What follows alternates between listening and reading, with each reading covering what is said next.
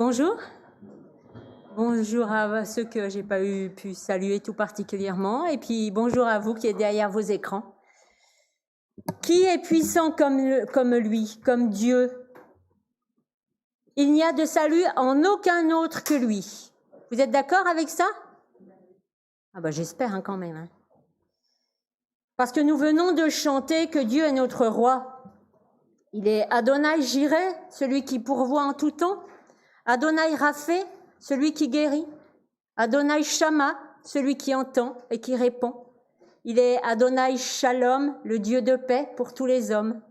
Il est El Shaddai, le Tout-Puissant qui nourrit et qui protège. Vous en êtes convaincus? Amen. Mais bien souvent, nous utilisons ces noms lorsque nous chantons à l'église, quelquefois à la maison, dans les fêtes. Mais peut-être que nous ne savons pas vraiment ce qu'ils veulent dire. Peut-être que nous avons tellement de choses à penser que nous ne pensons pas à tous ces noms de Dieu. Car nous avons tous nos soucis quotidiens, nos propres soucis. On a nos problèmes de couple, nos problèmes de famille, nos problèmes avec les enfants, les problèmes avec nos collègues. On a peut-être un patron qui nous prend la tête un peu. Des problèmes de logement, des fuites d'eau. C'est le mois d'août, il fait pas beau, il faut faire rentrer le mazout. Certains sont inquiets car ils ne savent pas où ils vont partir en vacances. Peut-être même qu'ils se demandent s'ils vont pouvoir partir avec ces conditions sanitaires compliquées, qui durent, qui clivent, qui radicalisent. Pas évident, hein? Il y a de quoi en avoir plein la tête et plus savoir où la donner. Puis si on regarde plus loin que le bout de notre nez, plus loin que ce qui se passe juste autour de chez nous, eh bien on peut voir que le monde va vraiment mal partout. En Amérique du Sud, ils ont des tempêtes de neige. Dans des régions du Nord, ils ont des incendies. Dans certaines de nos régions françaises ou des pays européens autour de nous, il y a des violents orages de grêle, des inondations, des tremblements de terre. Des familles entières sont touchées. Des familles entières ont tout perdu. Dans le monde, partout autour de nous, des milliers d'enfants et de personnes meurent de faim chaque jour. Des milliers d'enfants et de femmes meurent de maltraitance. C'est le quotidien du monde autour de nous. Tout ceci représente beaucoup de stress pour chacun. Et dans nos églises, peu de gens échappent au stress, peu d'entre nous échappent au stress ambiant. Et à tous ces débats, à toutes ces tragédies, beaucoup parmi nous peuvent voir, sentir, vivre les conflits, les désaccords dans leur quotidien comme dans la société autour. Il est normal, bien-aimés, de ne pas être indifférent aux drames qui existent. Il n'est pas illégitime non plus de s'interroger, de se questionner sur les aspects sanitaires. Mais en tant que pasteur, François et moi-même, nous pensons qu'en tant que chrétiens, en tant qu'enfants de Dieu, en tant que communauté, il est important que nous nous focalisions sur l'essentiel, Dieu notre Seigneur. Car malgré l'actualité brûlante, clivante, nous devrions rester focalisés sur Dieu et sur sa parole. Nous devrions profiter de ces périodes troubles pour le louer, pour le prier, pour essayer encore plus de le découvrir, de voir qui il est. Car sa parole est la vérité. Elle seule peut nous aider et nous conduire dans la mission qu'il nous a confiée, être ses témoins jusqu'au bout de la terre et nous aimer les uns les autres comme Christ nous a aimés. Seule la parole peut nous conduire sur ce chemin. Aussi, pour ce culte et pour ce message, eh bien, ensemble, nous avons choisi comme thème le salut et l'idée de laisser Dieu être Dieu dans notre quotidien et dans nos vies. Je vous en ai déjà un petit peu parlé la semaine dernière lors de la présidence. C'est un thème qui me tient à cœur ces temps, enfin qui nous tient à cœur tous les deux. Et donc aujourd'hui, c'est le titre de ce message, comprendre qui est Dieu pour le laisser être Dieu. On continue? Bon, alors on y va. Nous venons donc de chanter ces différents noms pour nommer Dieu. Ces noms que nous chantons se trouvent tous dans la Bible. Il n'y a pas que cela, il y en a en fait une centaine.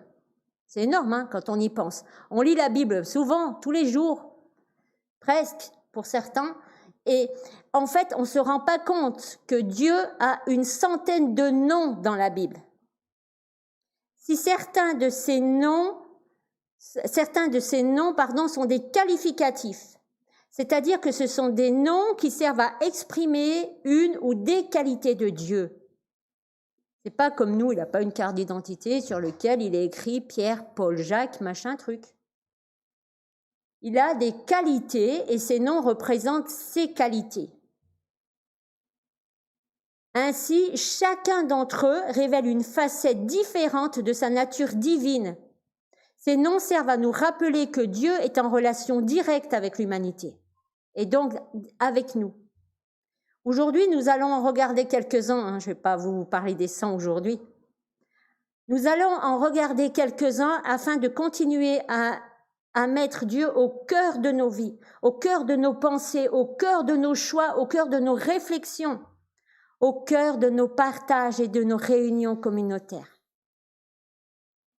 Et le premier que nous allons voir aujourd'hui, eh bien, il se trouve dans la Genèse, au chapitre 1, verset 1, et il s'agit d'Élohim.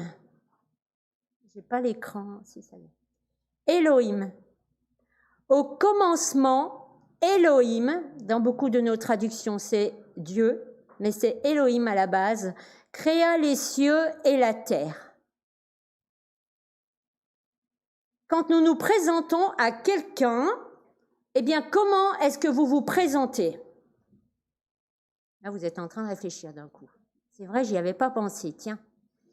Eh bien, souvent, notre présentation dépend de notre interlocuteur.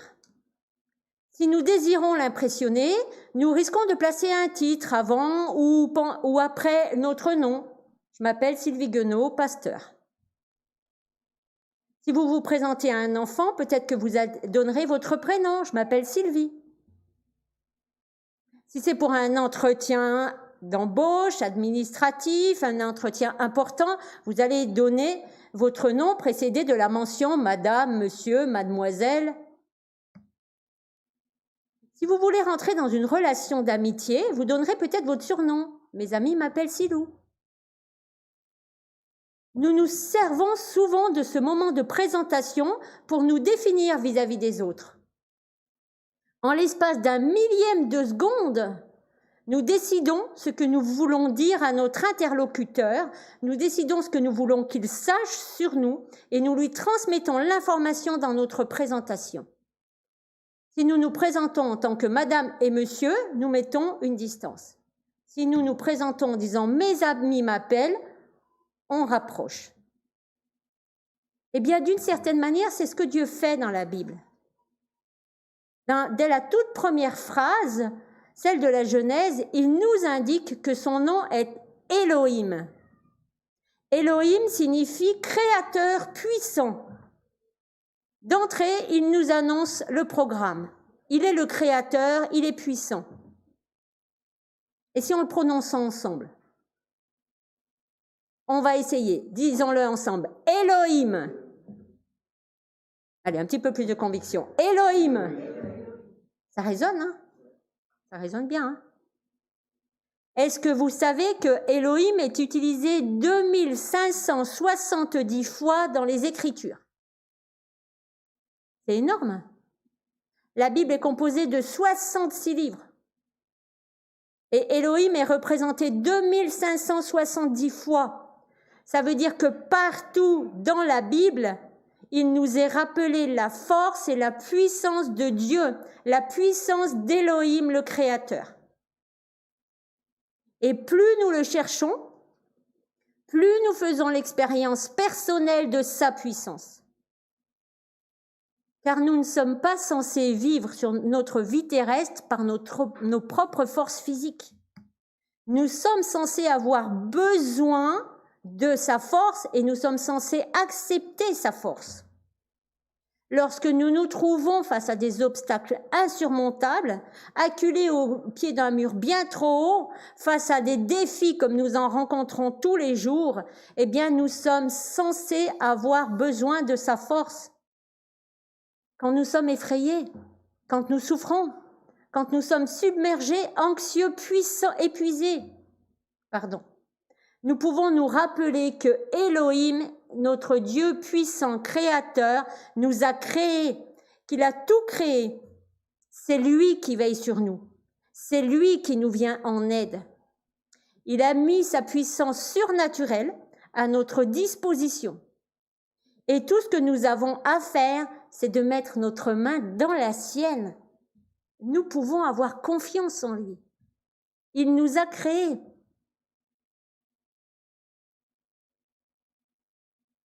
Et celui qui nous a créés est aussi le premier et le dernier, l'alpha et l'oméga. Et c'est le deuxième nom que nous allons voir aujourd'hui. Dans Apocalypse 21, 6, il est écrit « Je suis l'alpha et l'oméga, le commencement et la fin. À celui qui a soif, je donnerai de la source de l'eau de vie gratuitement. » Alors que nous vivons dans un monde dans lequel rien ne dure et tout est en constant changement, eh bien les amis, quel réconfort de savoir que Dieu ne change pas. Il est l'alpha et l'oméga, le début et la fin. Il est le même depuis le début de la Bible, la Genèse, jusqu'à la fin, l'Apocalypse.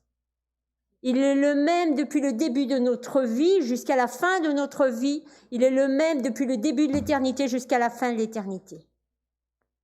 Il ne change pas. Et la Bible nous dit à plusieurs reprises que rien ne se passe sans que Dieu ne soit au courant.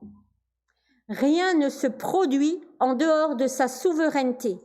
Rien n'arrive sans sa permission, sans son autorisation. Alors, ce n'est pas toujours facile, les amis. Car lorsque nous vivons des choses difficiles, nous pouvons nous demander, mais où est Dieu? Mais que fait-il? Et pourquoi permet-il? C'est une question qu'on entend souvent. Pourquoi Dieu permet le mal, la maladie, la mort? Nous n'avons pas toujours les réponses à nos questions. Et nous n'avons pas toujours les réponses à vos questions en tant que pasteur. Mais quoi qu'il se passe dans notre vie, quels que soient les défis, les difficultés qui sont les nôtres, nous pouvons nous accrocher à cette vérité. Celui qui est l'alpha et l'oméga contrôle chaque détail de nos vies, comme il contrôle tout ce qui se passe dans le monde autour de nous. Il sait où nous en sommes de notre histoire et rien ne peut toucher à ses bonnes intentions et à sa volonté parfaite envers nous. Il est l'alpha et l'oméga, il n'est pas bloqué sur notre passé, il n'est pas inquiet pour notre avenir. Il a supervisé la création dès le début, il continue à tout superviser et il continuera jusqu'à la fin. Et jusqu'à la fin, il nous donne de l'eau de sa source de vie autant que nous en avons besoin et il nous la donne gratuitement, les amis. Nous pouvons y compter dessus, c'est sa parole qui le dit. Et sa parole nous dit aussi qu'il est avec nous tous les jours. Ce qui nous amène au troisième nom, qui est Immanuel. Immanuel, Dieu est avec nous. Dans Ésaïe 7, 14, on voit qu'il est écrit « Le Seigneur lui-même vous donnera un signe. Voici, la Vierge deviendra enceinte, elle enfantera un fils, et elle lui donnera le nom d'Immanuel. » Emmanuel en français. C'est un verset qui est bien connu, c'est celui qui est le plus cité à la période de Noël. Pourtant, cette promesse de Dieu, transmise par le prophète Ésaïe, est une promesse qui peut nous fortifier tout au long de l'année, les amis. Immanuel est avec nous et il est tous les jours de notre vie. Nous le retrouvons dans l'évangile de Matthieu 1, 23 avec la même promesse. C'est une promesse qui traverse les temps. Ésaïe l'a annoncé, on la retrouve dans Matthieu. Elle passe de l'Ancien Testament au Nouveau. Elle traverse les temps. D'ailleurs, si on y regarde de plus près, on peut voir que dès le début, dès le jardin d'Éden, Dieu était présent. Genèse 3:8 nous dit que Dieu marchait avec Adam et Ève. Il est écrit, alors ils, Adam et Ève, entendirent la voix de l'Éternel Dieu qui parcourait le jardin. Dieu était déjà présent dès la Genèse. Il n'a pas cessé d'être présent. Après la chute, il était encore présent, il continuait de s'approcher des croyants de la première alliance, Abraham, Moïse, Élie, les autres. Sa sainteté ne l'empêchait pas de s'approcher d'eux, malgré leur nature pécheresse. Car Dieu est un Dieu qui, de toute éternité, a souhaité et souhaite encore être accessible à son peuple. Il souhaite être accessible aux siens. Alors Dieu a réalisé cette prophétie annoncée par le prophète Ésaïe en envoyant Jésus, appelé Emmanuel, son Fils unique. Jésus fut conçu par le Saint-Esprit. Il naquit de la Vierge Marie, ce qui le rendit pleinement humain et pleinement divin. C'est pour cela que l'apôtre Jean a écrit dans son évangile au chapitre 1, verset 14, « Et la parole a été faite chair et elle a habité parmi nous. » Jésus est venu habiter parmi nous. Le Fils de l'Éternel a littéralement planté sa tente parmi les humains. Et parce qu'il a vécu parmi nous, Jésus, dans des conditions de vie terrestres qui sont les nôtres, il peut comprendre nos difficultés. Il peut comprendre nos moments de lassitude, nos doutes, nos désespoirs, nos peurs, nos craintes, nos combats, nos défis. Lui qui a été crucifié, j'ai une mouche qui m'embête depuis tout à l'heure, celui qui a été crucifié sur une croix pour nous, afin que nous soyons rachetés de nos péchés, pardonnés et que nous puissions nous approcher de Dieu, c'est Emmanuel, le Fils unique. Il nous a offert l'accès du chemin menant au Père. Et à présent, si nous faisons partie des rachetés, nous pouvons avoir l'assurance de notre salut en lui, car c'est grâce au sacrifice de Jésus que nous sommes rachetés. Aussi, je pense que nous pouvons prendre du temps pour nous émerveiller devant cette promesse qui nous a été faite dans Hébreux 13, 5. « Je ne te délaisserai pas, je ne t'abandonnerai point. » Car Dieu, Emmanuel, est avec nous tous les jours. Nous pouvons en être assurés. De la même façon que nous pouvons être assurés d'arriver jusqu'au bout de la course en étant soutenus par une autre facette de Dieu, celle qui nous amène au 4e nom, le roua en hébreu, le pneuma en grec, c'est-à-dire l'esprit en français. Celui-là même que nous découvrons déjà dans la Genèse, chapitre 1, verset 2, dans lequel il est écrit « L'Esprit de Dieu se mouvait au-dessus des eaux ». Ce même esprit qui intervient afin que la jeune Vierge devienne enceinte et permettant ainsi à Jésus de venir au monde. Et qu'on trouve dans Matthieu 1, 18. « Voici de quelle manière arriva la naissance de Jésus-Christ. Marie, sa mère, ayant été fiancée à Joseph, se trouva enceinte par la vertu du Saint-Esprit. » C'est ce même esprit dont Jésus lui-même nous parlera plus tard dans Jean 14, 26, lorsqu'il dit que Dieu nous enverra le Consolateur, l'Esprit Saint, pour nous enseigner toutes choses. C'est cet Esprit Saint, l'Esprit de Dieu, qui fait partie de la Trinité, Père, Fils et Saint-Esprit, et qui fait de nous des êtres spirituellement vivants en Christ. C'est sa présence dans nos vies qui nous permet d'avoir une relation spirituelle réelle et vivante avec Dieu le Père. L'Esprit de Dieu qui est aussi celui qui nous enseigne à louer en esprit et en vérité. Il nous enseigne à louer et à prier ce Dieu saint qui est le nôtre. Ce qui nous amène au 5e nom que nous allons voir aujourd'hui, qui est El Kadosh en hébreu, qui signifie Dieu saint. Dans Ésaïe 57, 15, on peut lire « J'habite dans les lieux élevés et dans la sainteté, mais je suis avec l'homme contrit et humilié, afin de ranimer les esprits humiliés, afin de ranimer les cœurs contrits. » El Kadosh, Dieu saint, ce qui signifie sans péché, libre de toute imperfection. Dieu est donc un Dieu sans défaut, sans péché. Il est pureté et lumière absolue. Cet attribut de Dieu, Dieu saint, le met à part et le distingue de tout ce qui est imparfait dans notre monde. Mais nous sommes tellement pécheurs et nous avons le cœur tellement tordu qu'il nous est difficile de comprendre la sainteté éblouissante de Dieu. Heureusement, l'Éternel Dieu Elohim est aussi un Dieu aimant. Il est le bon berger, il est le Dieu de grâce. Et dans ce verset d'Ésaïe que nous venons de lire, nous voyons que Dieu, malgré sa grande sainteté, s'abaisse jusqu'à nous pour nous sortir de notre misère.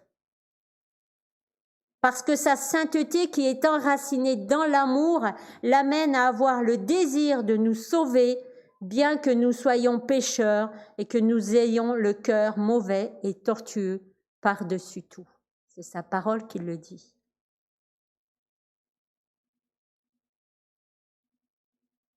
Après tout cela, eh bien, je pense que nous avons des pistes pour nous aider à réaliser qui est Dieu. Et je pense que nous pouvons encore plus nous réjouir de connaître Dieu de façon si proche, d'être ses enfants, de faire partie de ses bien-aimés. Car ce Dieu qui est aussi appelé Yeshuati, la photo suivante, je pense. Yeshuati qui est une variante de Yeshua en hébreu et qui en grec signifie Jésus et en français Dieu sauve. Et le Dieu dont le prophète Ésaïe au chapitre 12 verset 2 nous dit « Voici, Dieu est ma délivrance, je serai plein de confiance et je ne craindrai rien, car l'Éternel est ma force et le sujet de mes louanges. C'est lui qui m'a sauvé. » C'est cet attribut qui est utilisé pour parler de la libération du peuple de Dieu qui quitte le désert et l'esclavage. À travers la symbolique de ce nom-là, qui en hébreu est Yeshua, qui se traduit donc par Jésus, Dieu désire nous montrer que de la même manière qu'il a délivré son peuple de l'esclavage et du désert, il les a délivrés d'une existence agitée pour les attirer vers une existence plus paisible. Et bien de la même manière, il a envoyé Jésus pour nous arracher à nos déserts, pour nous sortir des difficultés qui sont les nôtres, pour nous amener dans des terres moins arides, pour nous conduire dans des pâturages plus verts. Ça ne veut pas dire que tout sera facile et qu'on n'aura pas d'épreuves. Mais ça veut dire que quoi qu'il arrive, on sait qu'il est là. Il a envoyé son Fils unique mourir à la croix pour nous. Nous avons un Dieu qui veut nous sortir de nos problèmes terrestres, qu'ils soient relationnels, professionnels, personnels, sociaux, financiers, peu importe. Il veut nous conduire dans des pâturages plus verts qu'il a préparés d'avance pour nous. Et moi, je trouve que c'est merveilleux de savoir que nous avons un Dieu qui est total, complet et qui nous apporte une pleine liberté en lui. Aussi, durant les temps à venir, quelles que soient les épreuves que nous rencontrons, quels que soient nos doutes, nos peurs, les défis qui sont les nôtres, quels que soient nos chagrins, quelle que soit l'actualité autour de nous, levons nos regards vers ce Dieu qui nous aime tant, ce Dieu qui est pour nous un Père, un ami, un Dieu merveilleux quand on apprend à le connaître. Concentrons-nous sur lui, bien-aimés, car il est le Dieu qui salue, le Dieu du salut, pardon. Il est aussi Adonai Shalom, le Seigneur de paix pour tous les hommes, et donc pour nous aussi. Et sa paix qui surpasse toute intelligence et qui nous apporte la joie et la plénitude, nous conduit toutes et tous ensemble dans l'amitié et dans l'amour, afin que nous puissions mettre en pratique le tout dernier commandement que Jésus nous a laissé, celui que nous trouvons dans Jean 13, 34. Aimez-vous les uns les autres comme je vous ai aimés. C'est la dernière parole du Christ. Aimez-vous les uns les autres comme je vous ai aimés, et ce, malgré nos différences, malgré nos défis, malgré nos peurs, malgré nos doutes. Amen.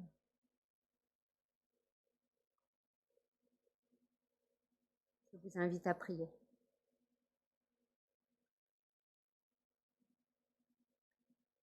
Seigneur Dieu, merci pour qui tu es. Adonai Seigneur, merci de ta présence dans nos vies. Merci de ce que tu veilles sur nous, tu nous gardes, tu nous conduis. Merci pour ta grâce. Merci de ta main tendue vers nous qui nous accepte tels que nous sommes. Dans ce matin, Seigneur, et dans ce moment, nous te demandons de nous aider tout particulièrement dans les temps à venir. De nous aider, Seigneur Dieu éternel, à avoir ce désir de te rencontrer et de te connaître toujours plus. Aide-nous, Seigneur, à entrer dans ta paix, pour qu'ensemble, nous puissions continuer de mener à bien notre mission, celle que tu nous as confiée, de te servir, d'être tes témoins jusqu'au bout de la terre et de nous aimer les uns les autres, malgré l'adversité, malgré les difficultés. Merci Seigneur de ce que ta grâce repose sur nous, de ce que tu es le Dieu du salut, celui qui nous conduit chaque jour, celui qui jamais ne nous abandonne, celui qui nous tend la main à tout moment, celui qui est là dès notre réveil le matin jusqu'au coucher et qui même la nuit veille sur nous. Merci Seigneur de ta présence dans nos vies. Aide-nous Seigneur à toujours plus réaliser à quel point tu es présent. Béni sois-tu Seigneur Jésus. Amen. On a prévu un chant pour clore ce message, un chant qui va dans la continuité.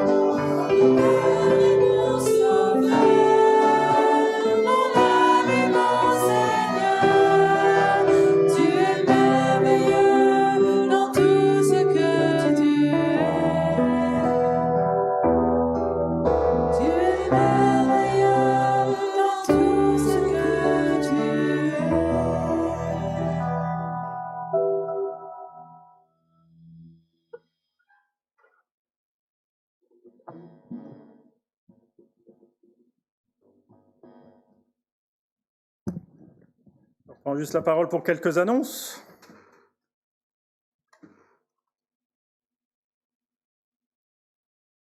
Ça va mettre sa discrétion à rude épreuve, mais je vais quand même le dire. On peut penser à Malone cette semaine qui, mardi, subit une opération des amygdales, entouré de nos prières, avec ce que Cindy. C'est un peu, mais que le Seigneur soit tapé vraiment dans ces moments-là. Également dans les sujets de prière aussi de soutien fraternel, vous avez reçu un mail hier, donc Hélène a fait suivre, concernant les inondations en Belgique, donc une demande particulière de soutien de famille de l'église de Belgique, de notre association d'églises. Donc il y a une boîte à la sortie pour celles et ceux qui souhaiteraient faire un don, ou c'est aussi possible de le faire en faisant un don à l'association culturelle, donc une église, un relais. Et après, donc, semaine prochaine ou la suivante, on enverra ce don à regrouper avec les autres dons qu'il y aura eu au nom de notre association. Ensuite, dans les annonces de la semaine, donc mardi, les études bibliques, donc on continue le livre des Actes au chapitre 5, donc à 14h30 ici à l'église ou à 20h par Zoom. Si vous n'avez pas le lien Zoom, venez me voir si vous le souhaitez. Et ensuite, dimanche prochain, donc le culte, à 10h15, c'est Michael qui sera de présidence et Nordine nous apportera la prédication. Voilà, c'est tout. Continuons de nous émerveiller de ce Dieu à la fois puissant, tout-puissant, saint, esprit aussi. On va dire, il nous est inaccessible, non, justement. Dieu est également Emmanuel avec nous, Sauveur, lui qui vient jusqu'à nous. Lui seul peut rendre possible de tels extrêmes, mais il est le Dieu de l'impossible. Je vous confie entre ses mains pour cette semaine. Que le Seigneur vous bénisse, que vous soyez en vacances ou en activité. Que le Seigneur soit votre force, votre joie et votre salut. En Jésus-Christ. Amen. Un bon dimanche à chacun et une bonne semaine.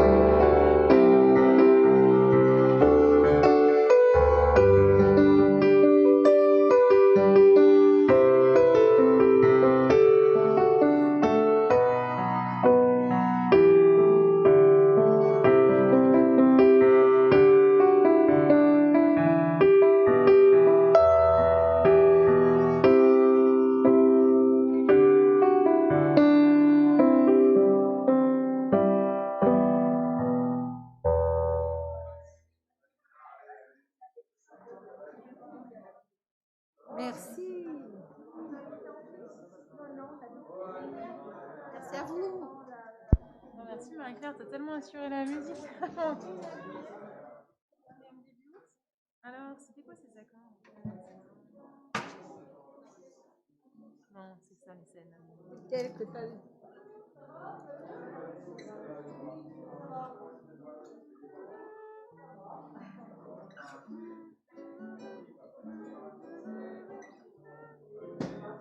Pourquoi ça marche pas?